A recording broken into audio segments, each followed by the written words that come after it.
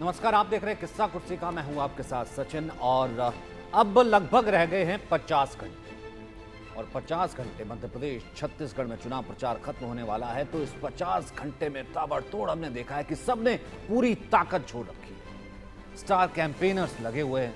एक तरफ राहुल गांधी ने मध्य प्रदेश में कमान संभाली है, तो दूसरी तरफ बीजेपी की ओर से खुद मोर्चा संभाला है। प्रधानमंत्री मोदी ने छत्तीसगढ़ में एक के बाद एक जमकर रैलियां की। मुंगेली से शुरुआत की पीएम ने, कांग्रेस पर जमकर निशाना साधा और कांग्रेस की विदाई का वक्त भी बता दिया। महादेव ऐप के भ्रष्टाचार को लेकर पीएम ने सीधे तौर पर मुख्यमंत्री पर सवाल खड़े कर दिए और कहा कि कांग्रेस आला कमान तक कितना पैसा पहुंचाया गया, इसका भी पता लगना चाहिए। जनता इसका हिसाब मांगेगी, क्योंकि यहां से कांग्रेस की विदाई तय हो गई है। महादेव सट्टेबाजी घोटाला हुआ है, उसमें 508 करोड़ रुपए से अधिक के बंटने के आरोप है। कितने कितने कितने जांच एजेंसियों के छापों में रुपयों के ढेर पकड़े गए हैं। यहां के मुख्यमंत्री के करीबी जेल में बंद है। कांग्रेस के इन गणितबाजों को बताना होगा कि मुख्यमंत्री को इसमें कितना पैसा हिस्सा मिला है। कांग्रेस के बाकी नेताओं के हिस्से में कितना माल गया है और दिल्ली दरबार तक इसमें से कितना माल पहुंचा है। करप्ट पहले है तो मोदी जी से मैं कहना चाहता हूं कि रमन सिंह के पहले खिलाफ कार्रवाई कर ले। वो सेलेक्टिव कार्रवाई न करे। करना है तो हेमंत विश्व शर्मा के खिलाफ कर ले, अजीत पवार के खिलाफ कर ले, और जो लोग जो मोदी वॉशिंग पाउडर में धुल के आए ना, उस पर पहले कार्रवाई कर ले, उसके बाद फिर बात करें। आपने कांग्रेस की हार तो पक्की कर ली है। छत्तीसगढ़ के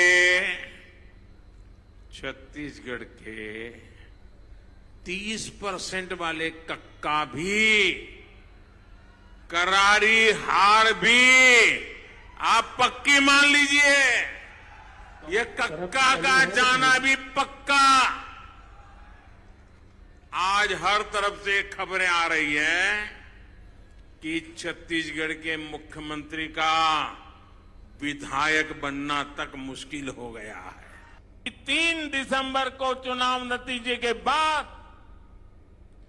जब भाजपा की सरकार बनेगी, उसके शपथ समारोह का निमंत्रण देने के लिए आया हूं। छत्तीसगढ़ में कांग्रेस सरकार के जाने का काउंटडाउन शुरू हो चुका है। कांग्रेस के जिन नेताओं ने आपको 5 साल लूटा है, उनकी विदाई का समय आ गया है। और कांग्रेस भी ये समझ गई है कि अब चला चली की बेला है। चला चली की बेला है। अब कांग्रेस सरकार कुछ दिन का ही खेला है। कहना गलत नहीं होगा, भूपेश बघेल जी और तमाम कांग्रेसी लीडर ज्यादा काला धन खा गए। उनका भी हाजमा खराब हो गया है। और खट्टे डकार एक होते हैं, सट्टे के डकार आ रहे हैं। घबराए हुए उनको भी आभास हो गया है। छत्तीसगढ़ की जनता ने मन बना लिया है, कांग्रेस की सरकार जाने वाली है। और यह कहना गलत नहीं होगा कि भूपेश बघेल के दिन भी अब मुख्यमंत्री के तौर पर कुछ ही बचे हैं। चलिए, शुरुआती शोर में कहीं ना कहीं थोड़ा सा पीछे नजर आ रहा था, लेकिन अंतिम वक्त पर आते आते तेलंगाना जो है कहीं ना कहीं टॉप पर ही नजर आ रहा है। पीएम इस वक्त जो है लगातार मुख्यमंत्री पर निशाना साधते हुए आलोक मेहता सर हमारे साथ मौजूद है, हमारे एडिटोरियल डायरेक्टर, हमारे साथ अरविंद मोहन जी भी हैं, कंसल्टिंग एडिटर। आलोक जी, आपसे शुरू करना चाहता हूं कि जिस तरीके से छत्तीसगढ़ का खेल थोड़ा सा जब शुरू हुआ था, थोड़ा हल्का ठंडा था, लग रहा था कि कांग्रेस को अज है, लेकिन धीरे धीरे जैसे यहाँ पर बीजेपी ने अपना कैंपेन प्लान किया और लास्ट मोमेंट पर महादेव ऐप करप्शन का मुद्दा सीधे तौर पर आकर के मुख्यमंत्री से जुड़ जाता है और पीएम खुद जवाबदेही के लिए कहते हैं कि आप ये बताइए कि आपने बंद क्यों नहीं किया, घोटाले का कितना पैसा मुख्यमंत्री को गया, कितना पैसा गया आला कमान को, तो बताइए कांग्रेस का जाना तय है। तो क्या ये परसेप्शन की लड़ाई में जनता के दिमाग में पीएम का ये मास्टर स्ट्रोक है सर? आप क्या लगता है आपको? सचिन जी, मुझे लगता है कि जिस तरह से अभियान है, वो बार बार जो कहा जाता है कि 2 इंजन की सरकार, मेरा मानना है कि 1 और 1 2 नहीं, राजनीति में 1 और 1 11 हो सकता है और वही स्थिति है। चूंकि जो 11 बनाने के लिए मोदी जी, अमित शाह लगातार मध्य प्रदेश छत्तीसगढ़ में जो अभियान कर रहे हैं, उसमें एक ही कमजोर कड़ी है जहां स्थानीय नेता, हम इस पर कई बार चर्चा कर चुके हैं, उस इंजन और बीच में जो अब तो 11 वालों पटरियों मैंने 11 डिब्बों वाली गाड़ी भी हो, तो उसमें बीच में जो जोड़ लगाने वाला होता है उसकी भूमिका बहुत हो, क्योंकि स्थानीय स्तर पर ही उसका काम आगे बढ़ता है। तो निश्चित रूप से जो आपने कहा कि जोड़ लगाने में, जो कांग्रेस में भी यही है, लेकिन यहां तो जोड़ लगाने वाला भी गड़बड़ कर रहा था और हाईकमांड वसूली करने में लगा हुआ था। मैं तो आज भी यही मानता हूं और इसीलिए ये हो रहा है, क्योंकि ये जैसा आप पहले कई चर्चा कर चुके हैं, 2024 की तैयारी भी राहुल गांधी कर रहे हैं और वो तो बिल्कुल प्रधानमंत्री बनने के लिए बेताब है। उनके गठबंधन के साथ ही तो छूट ही जा रहे हैं धीरे धीरे, अखिलेश चले गए, दूसरे और सब जा रहे हैं, आम आदमी पार्टी साथ है ही नहीं। वहां पर जो जिस तरह से हल्ला मचा हुआ है, बिहार में साथ होगा नहीं, शरद पवार जी मराठा है कि नहीं, उसका सर्टिफिकेट टूटा जा रहा है। तो ऐसी स्थिति में मुझे लगता है कि ये एक राष्ट्रीय मुद्दा और प्रादेशिक मुद्दा, रमन सिंह, मैं आज फिर से कहूंगा, चाहे बार बार ये कहा जाता है कि उनको पीछे रखा गया, लेकिन उनके समय में जो काम हुआ, लोगों को लगता है कि अरे कहीं ऐसा तो नहीं है उसका हमें बहुत नुकसान हो गया है। जिन इलाकों में बघेल ने या उनके मंत्री ने किसी ने काम किया है कुछ मुद्दे, और जो भ्रष्टाचार है वो अब जब लोगों को समझ में आ रहा है कि 508 करोड़ इसमें शराब में अलग, वहां तो महुआ की भी शराब बनती थी, उसके बाद भी शराब के कारखानों से बने, उनसे कैसा वसूली हुआ ये भी पहले आ चुका है कांड, उसमें भी जेल में बंद है। और वो सब मुख्यमंत्री के नजदीकी लोग हैं। ठीक है, मुख्यमंत्री के हाथ दस्तखत से कुछ नहीं पैसा मिलेगा, लेकिन हाँ, जिन लोगों को ठेका मिला, जिस ऐप को अनुमति मिली, उसके साथ में जो कौन जुड़े हुए हैं, किसके पास पैसा कैसा, अब ये अदालत का मामला है।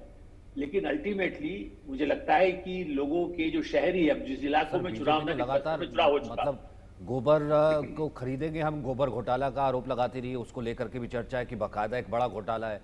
मुफ्त में अनाज देंगे, देती रही है बघेल सरकार, और उसको लेकर के भी बड़ा घोटाला है, ये भी लगातार कहती रही है कि भैया मुफ्त अनाज का घोटाला है। वो कह रहे कि कोई ऐसी योजना नहीं है जिस योजना को लेकर के आए थे जिसमें घोटाला ना हो। अब क्योंकि आला कमान को ऊपर आता, अब यहाँ पर महादेव जो है वो ऊपर आ गया और ये लास्ट में जो इनका पाप का खड़ा भर गया है। अब मैं इसीलिए तभी आपसे पूछ रहा था, ये जनता के माइंड में अंतिम 50 घंटे में कैसा परसेप्शन तय करता है सर? देखिए, निश्चित रूप से जनता मूड बनाती है आखिरी मौके पर। आप देखिए, भोला भाली जनता है, आप हम भी सोचते हैं क्या हो रहा है, मूड उस समय जैसा दिख रहा है कि कोई मदद करेगा कि नहीं करेगा। मोदी की गारंटी जो कल भी घोषणा पत्र जो जारी हुआ मध्य प्रदेश में परसों, उसमें बाकायदा इसी पर जोर दिया गया कि मोदी की गारंटी है। लोगों को स्थानीय मुद्दों पर यदि लोग थोड़े नाराज भी रहते हैं तो इस तरह का असर जो अभियान अंतिम क्षणों में होते हैं, उसमें सब तरह का जो भी साधन है लोगों को दिलाने की वायदा हो, स्थानीय वो भी कमिट अपना संकल्प ले रहे हैं। कांग्रेस ने तो अपने यहाँ कस्में खिलाई है कि भाई वो दल नहीं बदलेगा। तो ऐसी स्थिति में अंतिम क्षणों में चुनाव अभियान का बहुत असर होता है। यह है कि लोग वोट डालने निकले, इसके लिए भाजपा को कोशिश करना होगी। कांग्रेस अपने ढंग से कोशिश करती है, कुछ नए पार्टियां भी वहां पर जब पहुंची है, आम आदमी पार्टी भी घुस गई है, या समाजवादी पार्टी का मध्य प्रदेश में भी नहीं है। तो ऐसी स्थिति में उनका वहां पर भी खड़ा हो गया है, समाजवादी भी खड़े हो गए हैं। तो मुझे लगता है कि अंतिम क्षणों में बहुत ज्यादा असर पड़ता है। 1%, देखिए होना यह है, दोनों तीनों राज्यों में 1-2% से भी कांटे का जब मुकाबला होता है exactly. तो निर्णायक होता है। मैंने ये आज से नहीं है, पिछले कई चुनाव में एक वोट से मुख्यमंत्री नहीं बन पाए थे सीपी जोशी, या सुंदरलाल पटवा जब एक संयुक्त मध्य प्रदेश था तो दिग्विजय सिंह और पटवा थे, और उसमें दोनों को मानना पड़ रहा था कि भैया अभी पता नहीं कुछ घंटे में बदल जाएगा, कभी कोई आगे होता था कभी कोई पीछे। तो इसी में देख इसलिए लीजिए मैं ना सर। मानता हूं कि ये अंतिम कोशिश है जो की जा रही है, और निश्चित रूप से दोनों पार्टियां पूरी ताकत लगा रही है। यहां पर मोदी का पलड़ा इसलिए भारी है कि उनका नेतृत्व और उनकी एक्सेप्टेबिलिटी इस चुनाव से लोकसभा चुनाव तक उसका फायदा मिले, ये अभियान का अंग है। जाहिर सी बात है। और अरविंद जी, अब ये चीज़ तो दिखते हैं ना, क्योंकि छत्तीसगढ़ की फाइट भी जो है बेहद क्लोज फाइट, हम इसे जैसे भी देखते रहे, कांग्रेस है जो तमाम चीज़ें, कि पिछली बार भी हम देखें कि वोट शेयर के हिसाब से अगर कांग्रेस का 42% था तो बीजेपी कोई बहुत ज़्यादा पीछे नहीं थी। हालांकि 10 का डिफरेंस था, वो 33% थी, लेकिन सीटों का डिफरेंस बहुत ज़्यादा था। कहाँ वो 68 पे खड़े थे और बीजेपी 15 पर थी। तो यानी कि वोट शेयर अगर थोड़ा सा सुधारा जाए अंतिम मोमेंट पर, अगर ये मुद्दा काम करता है तो यहां पर क्लीन स्वीप हो सकता है, यहां पर सीटों का फेरबदल हो सकता है, क्योंकि जो मार्जिन रह रहा है सीटों का, बिल्कुल छोटी छोटी सीटों का, वो बहुत कम है, बहुत माइन्यूट है।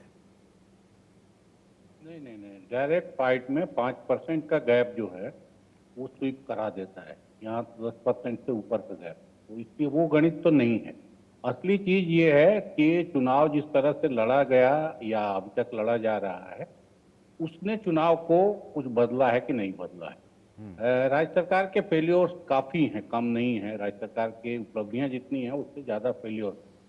गाय को लेके पिछली बार मुझे याद है इतनी सारी योजनाएं थी कि वो कहाँ गोचर जमीन दिया जाएगा, तो बाड़े बनाए जाएंगे, तो गाय दी जाएगी गरीब किसानों को, इस तरह की। फिर शराबबंदी की वो वायदा तो मुझे लगता है अब भूल ही गए सारे लोग छत्तीसगढ़ में।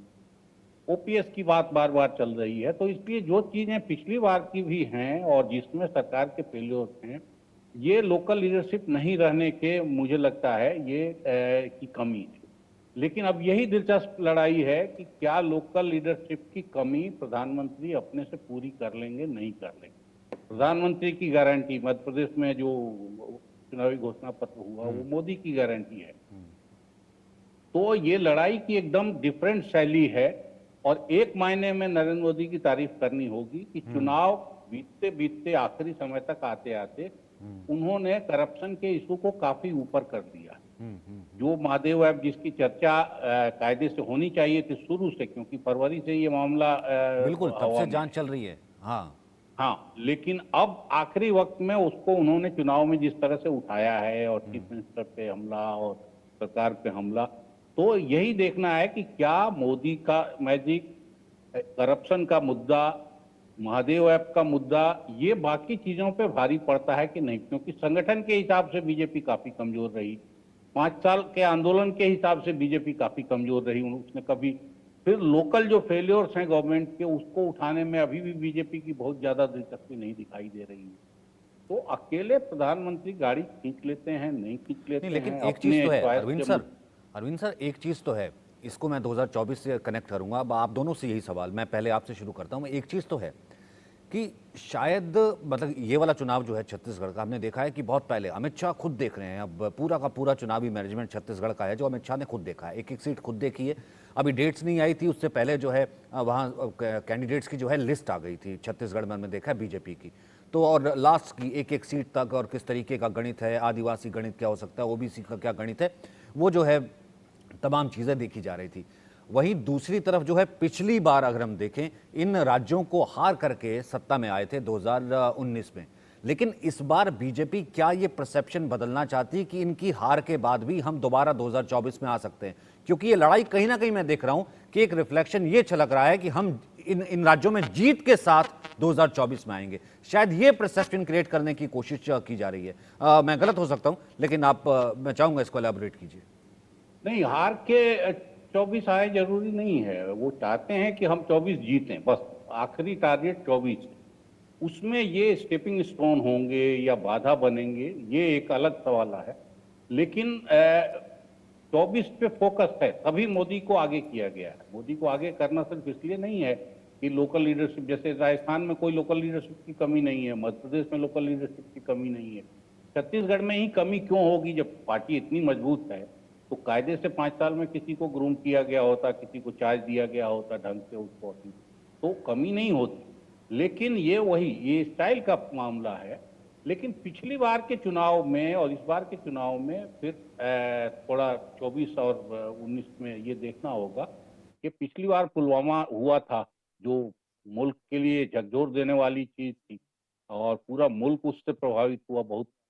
और दूसरा ये है कि मोदी जी अगर ये टाइम मांग रहे थे कि हमको 5 साल और दो, अभी हमने काम शुरू किया है, हमको काम करके नतीजे देने हैं, तो इस बार 10 साल वाला टाइम मांगने के बाद, 10 साल पूरा होने के बाद सफाई देने में पहले से ज्यादा मुश्किल होगी। तो इसलिए यही मान लें कि 19 रिपीट कर लेंगे। उनकी छवि बार बार जितने भी सर्वे आ रहे हैं या जो हम देख रहे हैं बातचीत में और पढ़ाई लिखाई से, कि मोदी की छवि इंटैक्ट है, मोदी की छवि मजबूत है। बीजेपी के लिए सबसे बड़ा ड्राइविंग फोर्स वही है, मैंने कहा ना, ठीक है, उन्हीं एक के छोटा नाम सा के कमेंट, सहारे। फिर मैं अगली स्टोरी का रुख करूंगा। मैं तभी आपने जो कहा आलोक जी, इसी पर छोटा सा कमेंट कि मोदी की छवि इंटैक्ट है, और यही चीज जो है हमने देखा है कि भले वो मोदी की गारंटी हो, मोदी का घोषणा हो, यही छत्तीसगढ़ हो, मोदी का आज का चुनाव प्रचार हो, और यही 2024 तक लेकर के जाना है, ये क्लियर है। और इन राज्यों में हार के साथ तो बीजेपी जो है अफोर्ड नहीं कर सकती जाना, ये क्लियर यहाँ से चीजें दिख रही हैं। सचिन जी, मैं फिर से कहूंगा, हार जीत से ज्यादा इस बात का महत्व है जो आपने सवाल उठाया कि मोदी, और मैं थोड़ा सा अरविंद जी से एक थोड़ा अलग असहमत हूं, 2014 और 2019 से ज्यादा अच्छी स्थिति मोदी की है प्राइम मिनिस्टर के नाते। मैं पूरी पार्टी का नहीं कह रहा हूं, मैं कह रहा हूं कि इस समय लोगों के दिमाग में जितने सर्वे आप देखेंगे उनमें उनके जो उपलब्धियां, उनका जो काम है वो इतना शिखर पर, इसीलिए मैंने कहा इतना भारी पड़ जाता है। और इसीलिए वो कोशिश यही है कि भाई, ये अभी अमित शाह बोल रहे थे 5 मिनट पहले भी सभा में भी गुना में कर रहे थे अमित शाह, उन्होंने बार बार 370 कश्मीर और ऐसे सब मुद्दे उठाए कि आपको मोदी को लाना है ना, तो इसके लिए पहले आप इस पहली सीढ़ी चढ़िए, क्योंकि यदि ऐसी सरकार यहाँ नहीं बनी फिर लोग गड़बड़ करने लगेंगे, घोटाला करने लगेंगे, अत्याचार होने लगेंगे। ऐसी स्थिति में आप उससे बचना है। कमलनाथ जी एक सीईओ की तरह से काम करते हैं, वो प्रदेश पे उनका उतना इंटरेस्ट नहीं है। ये सब बातें इसलिए उठाई जा रही है, इसलिए मैं तो मानता हूं कि हाँ, निर्णायक भूमिका ये 2024 के लिए प्रधानमंत्री नरेंद्र मोदी की छवि पर ही भाजपा आगे बढ़ पाएगी। जाहिर सी बात है। लोकल सांसदों के बदले जा रहे हैं, एमएलए बदले जा रहे हैं, और एक लाइन में कहूं, मुख्यमंत्री अजीत जोगी तो कलेक्टर थे, वो कुछ भी, वो कोई नेता ऐसे थोड़ी थे। बघेल भी बघेल बन गए हैं, और उनके गुट के, एक मैं बता रहा हूं खाली एक लाइन, शुक्लाज और जोगी का भी जो लोग थे, वोरा जी के जो लोग थे, उन सबके दुश्मन है बघेल और उनके लोग, उनके कार्यकर्ता। इसलिए उनसे वोट कैसे दिलवाएंगे इस बार? पिछली बार तो दे दिया, बीजेपी को हटाना था। इस बार उन्होंने सबके साथ इतनी खुंदक की है, सबका सफाया कर दिया। अरुण वोरा जैसे जो सबसे प्रमुख नेता थे, मोतीलाल वोरा, उनके बेटे को मंत्री तक नहीं बनाया। कांग्रेस के दाएं हाथ जो थे, जिन्होंने बघेल को उंगली पकड़ करके लाया, उनको कैसे, अभी टिकट किसी तरह हाईकमांड ने दे दिया, सोनिया गांधी ने, वरना उनका टिकट ही काट देते। वो तो इस हालत में है, शुक्लास का नाम नहीं दिखाते। अजीत जोगी का तो उनके बेटा उनके खिलाफ ही खड़ा हो गया। आप ये बताइए, केवल धन बल से, चंदा दे करके पार्टी चलाने से, नेहरू इंदिरा गांधी का तो भाषण तक नहीं बांटते, नाम ही नहीं लेते उनका। इसलिए ऐसी स्थिति में काहे की मद्य निषेध करेंगे? वो सही कह रहे हैं अरविंद जी, ठीक, कि जहां नशाबंदी मुद्दा था वो तो हटा दिया कांग्रेस ने, शराब से बल्कि कमाई की है।